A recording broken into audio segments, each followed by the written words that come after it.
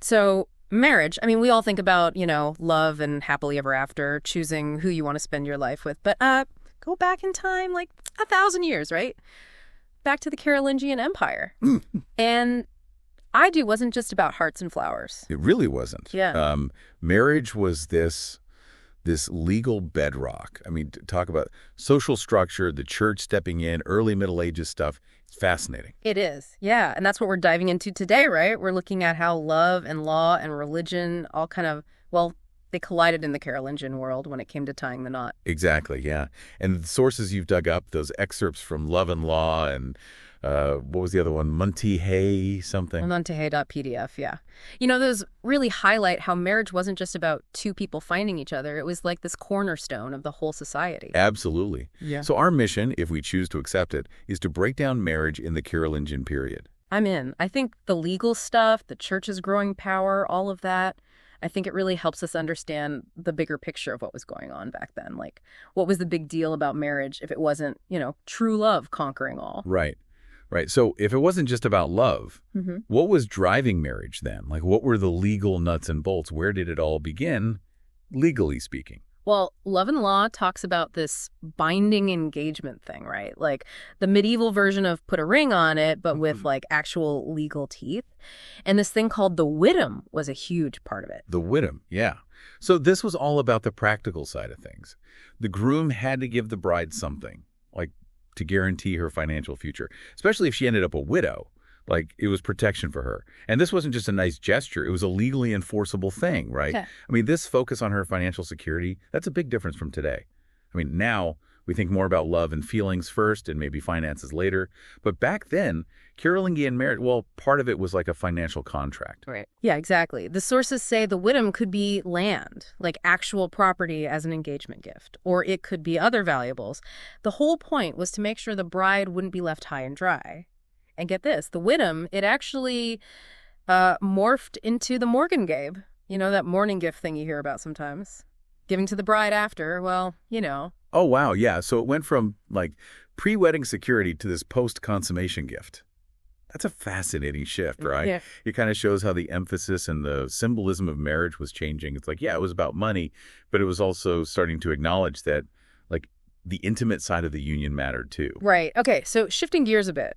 This Montehay.pdf document, it dives into another really important concept, the Montehay itself. And it sounds, very Germanic. Oh, it is. It's old High German Munte. It basically mixes the ideas of guardianship, like protection, Munt, with the whole marriage law thing, Ehe. This was the main type of marriage for free Germanic people, the patriarchal kind. And it stayed important even among noble families for, like, a lot of the Middle Ages. Okay, patriarchal, that's a key word here. So what did the Montehay actually mean for the people involved? Especially the woman. And just so we're clear, patriarchal, we're talking about a system where men held all the power pretty much in every part of life, including family life. So the Montehay really reflected that. Yeah. Basically, the Montehay meant that, like, control over the woman was transferred. She went from her father's guardianship, his control, to her husband's control. The Munt, that protection and authority, is shifted from one man to another. The source actually compares it to Roman monastic marriage, where, like, the woman literally went from her father's hand to her husband's. The Roman monastic marriage is similar, right? They literally thought of it as transferring legal control of the woman from one man to another. So it shows you how long this idea of marriage as, like, a transaction involving control over women, how long that's been around. So not exactly a partnership of equals, the way we might think of it today, right? Not at all, no. Under Munte, the husband got a ton of rights. He got to manage all the property. He could decide about divorce. All the power was his. He had authority over his wife, including her sexuality. And his authority, it went even to their children, like that Roman patria potestas idea. Yeah. And that's really what we mean by patriarchal, right? Men had all the power. So under Muntehay, it was the husband who controlled his wife's property, her freedom to act on her own, even her reproductive rights. That's a lot of power concentrated in one person. So what did the husband have to do in return? It couldn't have been all take and no give, could it? Oh, no. There was a big obligation on his side. The husband had to protect his wife. It was his responsibility to make sure she was safe, cared for, that she was provided for within the marriage. Okay. Montehay.pdf also mentions the age of marriage, which, reading about it now, it can be kind of shocking, honestly. Yeah, it's definitely different from today. So early Middle Ages, like around 500 to 1050 AD, girls were considered marriageable from like 13 years old. Boys could be even younger, 12 to 15. And then later in the Middle Ages, it shifted. Girls were usually 15 to 18. Hmm. Interesting. So how did that line up with the church's view? Like, when did they think people were ready for marriage, or at least be promised to someone? Well, there's a big difference there. Catholic canon law actually allowed children as young as 7 to be betrothed. We call it child betrothal now. And this shows you, like, there could be tension, right, Yeah. between those old dramatic traditions in the Monte and these new rules the church was developing. Yeah, so we've got this strong legal framework, mostly from Germanic tradition, but then we've got the church, a new power rising up. So how did they start changing things? How did their influence shape how people thought about marriage? You know, it's interesting. Reading the Monte, it feels like it was less about a couple and more like an agreement between two families. Hmm. The woman was almost like, well, not quite a possession, but The subject of the agreement. Yeah, and it's like that transfer of munt from father to husband, it wasn't just about who got to make decisions for her. It actually changed her whole legal and social standing. Like, in the eyes of the law, she was almost a possession, right?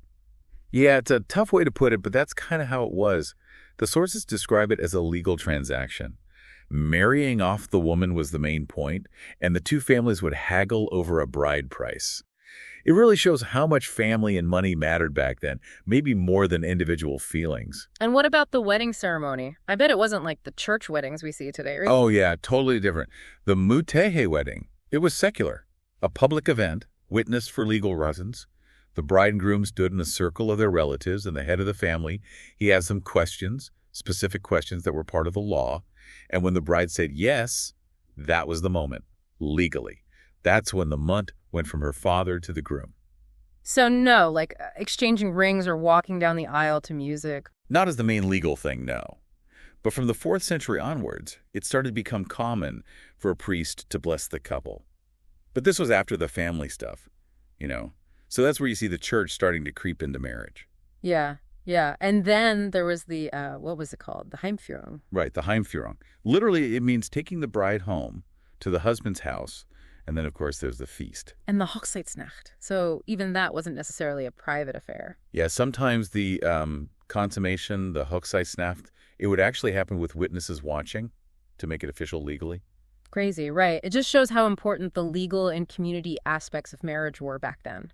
Monteje.pdf also mentions other types of marriage, so it wasn't just Montefi, right? Nope, there were others. But they weren't all seen the same way. Some were more acceptable than others. There was Kebsi, which was basically being with an unfree woman like a secondary wife. Right. Then there was Morganatic marriage, sometimes called marriage to the left hand. And then Winkelehe, which was a secret marriage. And then even like marriage by abduction, Führungssie, wild stuff, right? But how accepted they were, legally and socially, that really varied. Okay, so Monteje, that was the main thing. But the church, they're getting more and more powerful. How does Yeah. they start to really solidify their influence, like make themselves the authority on marriage? Well, as Love and Law talks about, the church, they were all about making marriage holy, you know, and creating some consistency. And public religious ceremonies, those became more common, slowly replacing those old secular traditions. So they weren't just there to like sprinkle holy water around, right? They were setting rules like about who could marry whom. Exactly, yeah. They were enforcing rules against marrying close relatives. And it wasn't just about religion. They also wanted to stop these like potentially unstable alliances that could happen when families got too intermarried. Makes sense. So it seems like things really changed in 789. What happened then? 789 was huge. A church council declared that marriage was an indissoluble sacrament. I mean, talk about asserting their authority. That completely changed the definition of marriage. And it wasn't just a religious thing either. Think about inheritance, property rights, the whole structure of family life. It changed everything. And those effects lasted for centuries. Indissoluble. That's serious stuff, especially because under Germanic law, divorce was probably easier back then. So what was the church trying to do with this declaration? Did people just immediately stop getting divorced? Well, they had a few goals. They wanted to get rid of concubinage. That was a big no-no for them. And they wanted to make divorce harder, since it was easier under Germanic law. By making marriage a sacrament, they were basically saying, this is under our control now. They wanted to emphasize how holy and permanent marriage was supposed to be. Did people just stop getting divorced? No, not right away. secular laws still mattered a lot. But this laid the groundwork for the church to really challenge and restrict divorce in the centuries that followed. So you can imagine this causing some tension, right? Especially with royalty. They were used to having control over marriage for political reasons, to make sure they had heirs and all that. Oh, absolutely.